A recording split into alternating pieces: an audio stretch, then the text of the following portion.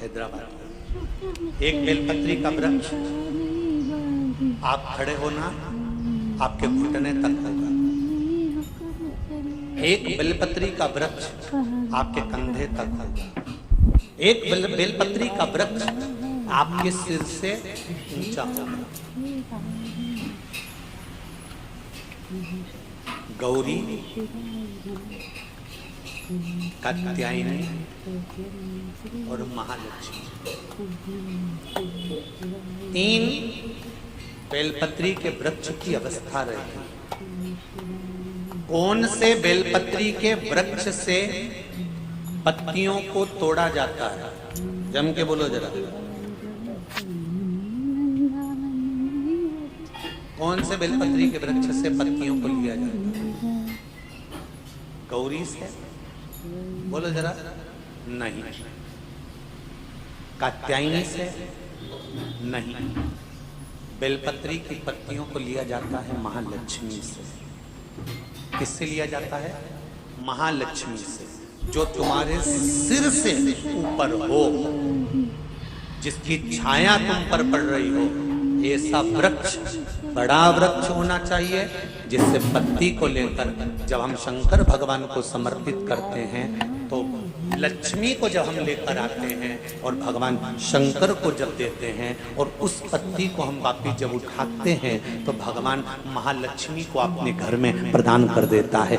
ऐसी वृक्ष से पत्तियों को लेना चाहिए। पर आज के जमाने में लोग इतने समझदार हो गए, बड़े वृक्ष से कौन पत्ती तोड़ने जाए, छोटे छोटे वृक्ष लगे, उन छोटे से वृक्ष में से पत्ती तोड़ ली, छोटी सी पत्ती तोड़ ली। अरे शास्त्र कहता है, यहाँ तक वर्णन करता है शास्त्र, अगर आपके घर में तुलसी का पौधा छोटा है तो वो कुमार अवस्था का होगा। वो तुलसी का पौधा जब घेर घमोर हो जाता है तब अखंड सौभाग्य को देने वाला हो जाता है। उसमें से पत्तियों को उतारा जा सकता है, उसमें से आप खोपल को उतार सकते हो, उसमें से पत्ती को आप उतार सकते हो। उसी तरह बेलपत्री के वृक्ष में भी जो वृक्ष लक्ष्मी महालक्ष्मी का तुल्य हो, उसमें से आप बेलपत्र को उतार सकते हो। छोटे छोटे वृक्ष की पत्ती को तोड़ना ये उसमें का है, जैसे छोटी अवस्था की कन्या के साथ में अपशब्द कहना, ताने देना या उसको आड़ा टेढ़ा कह देना।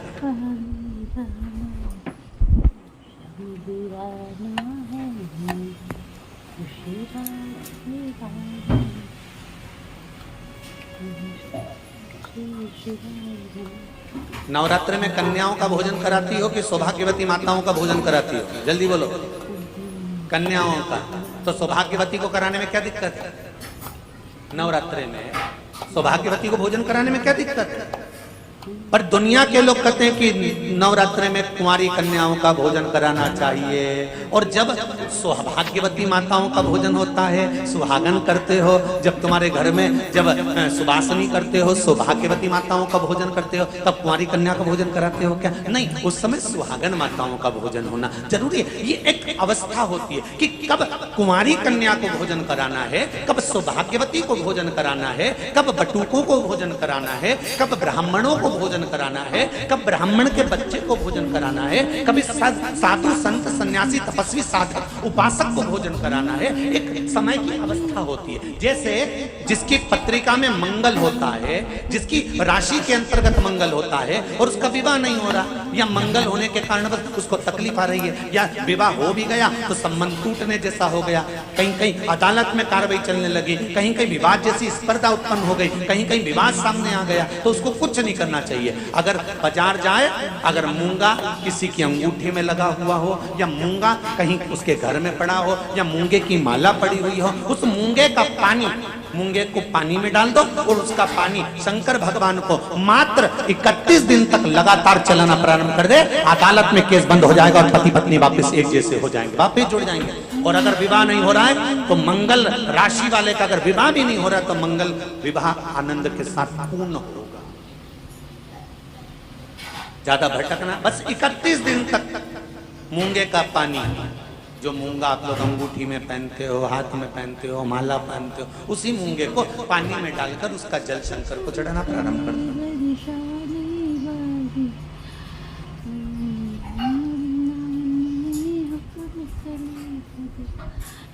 मूंगे के शिवलिंग का निर्माण किस देवता ने करा था? लिंग पुराण में आता है, शिव महापुराण में भी है। अगर आपके घर में गीता प्रेस गोरखपुर की शिव महापुराण की कथा हो तो उसमें भी पढ़िएगा कि किस किस देवता ने कौन कौन सा शिवलिंग का निर्माण किया है। मूंगे के शिवलिंग का निर्माण सर्पों ने करा।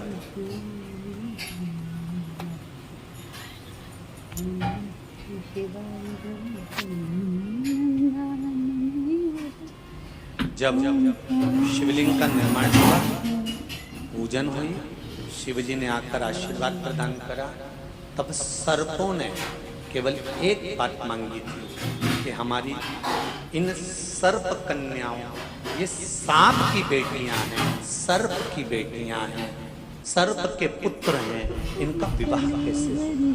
कौन होगा जो इनसे विवाह करे? इन सर्प कन्याओं का, इन सर्प वरों का विवाह होगा कैसे? शंकर भगवान ने कहा तुम चिंता मत करो, तुमने मूंगे का शिवलिंग का निर्माण कर कर मेरी पूजन करी है। जब जब एक लोटा जल समर्पित होगा और जो हृदय से मुझे चढ़ाएगा, उस कन्या के विवाह का, उस वर के विवाह का भार मेरे माथे पर आ जाएगा और मंगल विवाह मैं करूंगा। ये शिव वचन है।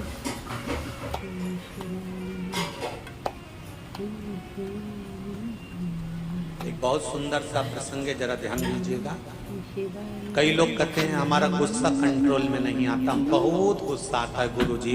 कोई कहता है मेरी बहू को गुस्सा आता है, कोई कहती है मुझे गुस्सा आता है, कोई कहता है मेरे बेटे को आता है, कोई कहता है मेरे बच्चे को आता है। गुस्सा कंट्रोल नहीं होता, अब शब्द निकल जाता है, ताने निकल जाते हैं, आड़े टेढ़ा निकल जाता है, आप शब्दों पर अपशब्द निकल जाते हैं, बाद में पछतावा भी होता है, बाद में दुख भी होता है, बाद में मन में सोचने में आता है कि क्यों हो गया।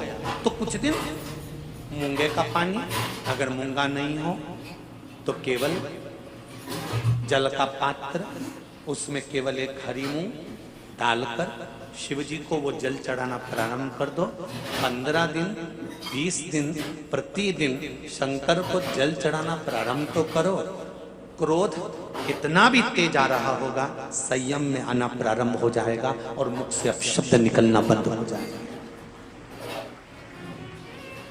संयमित वाणी के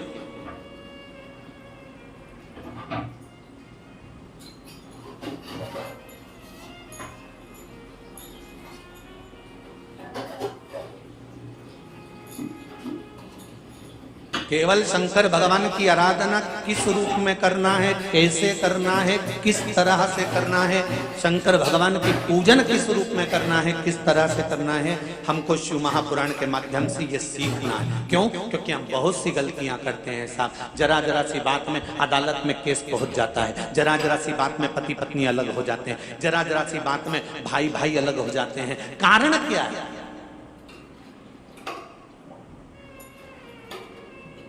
उसका कारण क्या है? जेठानी को मालूम है मेरा पति कमा रहा है, देवरानी को मालूम है मेरा पति कमा रहा है, जेठानी को देवरानी को दोनों को मालूम है कि सास और ससुर की जो जायदाद होगी वो आधी आधी मिलेगी। फिर लड़ाई किस बात की है? फिर विवाद किस बात का है? फिर भाइयों में तकलीफ किस बात की है? फिर ननंद को मालूम है कि मेरे को भी एक दिन जाना है और भाभी को भी यहाँ पर रहना है, तो फिर ननंद और भाभी में विवाद किस बात का है? हमें बस ये समझना है कि लड़की अच्छी देखी, परिवार अच्छा देखा, कुटुंब अच्छा देखा, लड़का अच्छा देखा, परिवार अच्छा देखा, फिर विवाद किस चीज के लिए होता है? वो विवाद किसी दूसरी चीज का नहीं होता। विवाद केवल हमारे ग्रहों का, हम जो सोचते हैं, बहुत अभिलाषा लेकर आते हैं, वो पूर्ण नहीं होती तो तकलीफ आती है। उसको पूर्ण करने के लिए परिवार वालों पर जोर नहीं दिया जा सकता, उसको पूर्ण करने के लिए मेरे देवाधिदेव महादेव से कहा जा सकता है कि तेरे भरोसे पर यह कार्य किया, तेरे बल पर।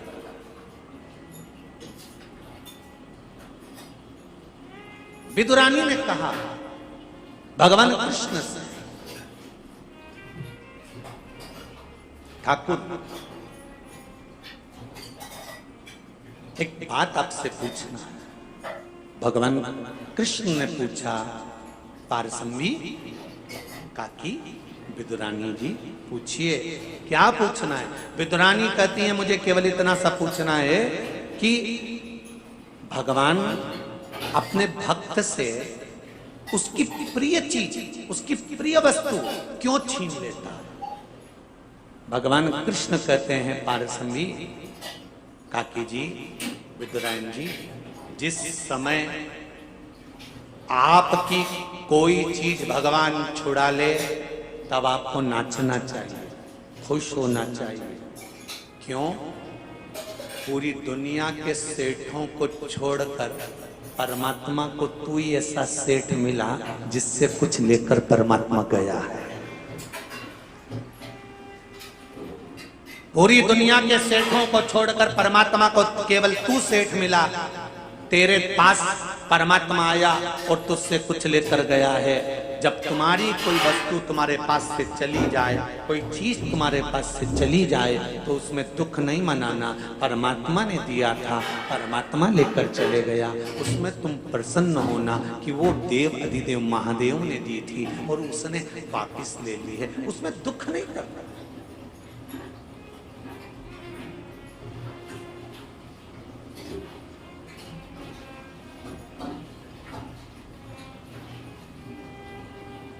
जब कोई मरता है ना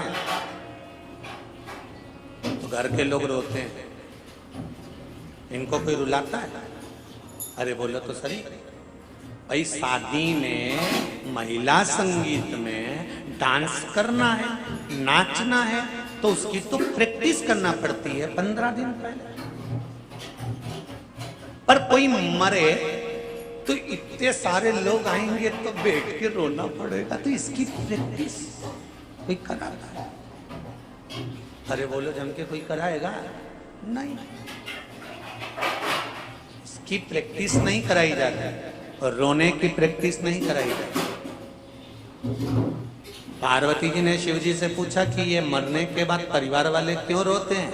शंकर भगवान ने कहा ये मरने के बाद परिवार वाले व्यक्ति के लिए नहीं रोते, वो इसलिए रोते हैं कि इतना भरा पूरा मेहनत कर कर कर चले गया, सब जोड़ कर छोड़ कर चले गया, जिंदगी के सुख के दिन आए थे और तो रोटी सुख से नहीं खा सका, पूरी जिंदगी कमा कमा कमा कमा आखिरी में छोड़ा गया और फोटो पे प्लास्टिक के फूल की माला चढ़ गई।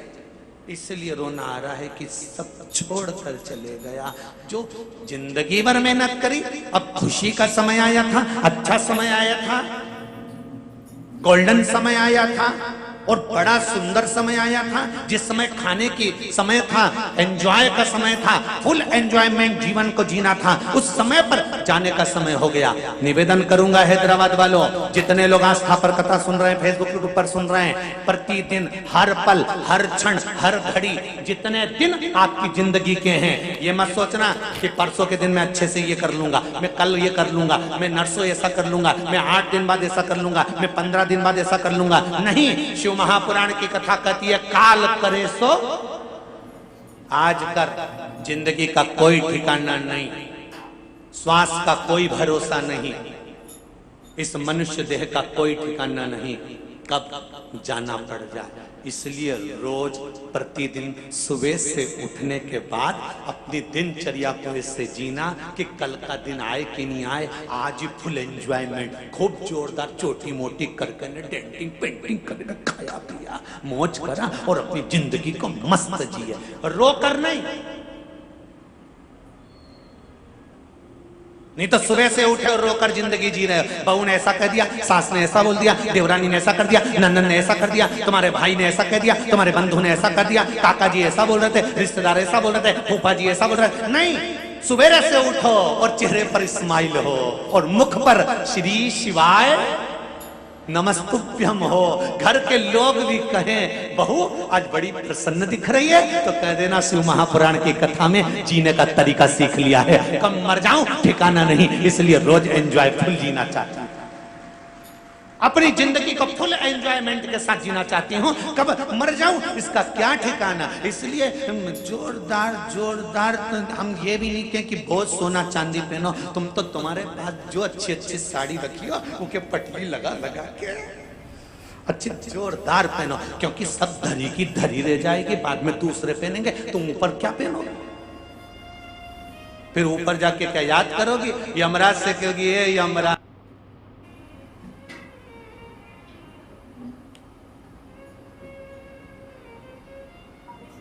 क्यों कहा जाता है कि बेलपत्री के वृक्ष के नीचे अगर दिया लगाने का बोला है तो बेलपत्री का वृक्ष बड़ा होना चाहिए।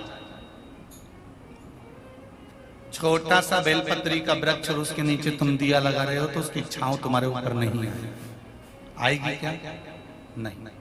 तो बेलपत्री का वृक्ष बड़ा होना चाहिए, जिसके नीचे आप बैठ कर दिया लगाओ तो उसकी छत्र छाया रहना चाहिए। क्यों कहते हैं कि पंडाल में बैठकर जहां मौका मिल जाए, जहां जगह मिल जाए, पंडाल के भीतर बैठकर शिव महापुराण की कथा सुनना चाहिए। उसका कारण क्या है कि जो पंडाल बनता है वो शंकर भगवान की इस पोथी के ऊपर से चालू होता उससे जुड़ता 1 2 3 4 पीछे 5 साइड में 6 ऐसे बढ़ते जाए। जब एक दूसरे से जुड़ा होता है तो इसकी छत्र छाया अंत तक पड़ी रहती है, जहां तक